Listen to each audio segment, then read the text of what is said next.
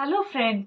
अगर हमको जुकाम खांसी वगैरह से दूर रहना है इस सर्दियों में भी, तो हम एक चीज हम जरूर कर सकते हैं। नहाते टाइम हमारे जो पानी है उसको, जो पानी हम नहा रहे हैं उसी पानी को मुंह में रखना है थोड़ी देर, और नहाते वक्त तक मुंह में रखना और फिर थूक लेना है। अगर बाई चांस आपके अगर मुंह में वो नहीं रहता है, ज्यादा देर तक आपको थूकने का होता है, तो उसको बीच में थूक सकते हैं, तो वापस उसको डालें। और जो नहाने वाला पानी है वो भी अंदर भी वही रखें।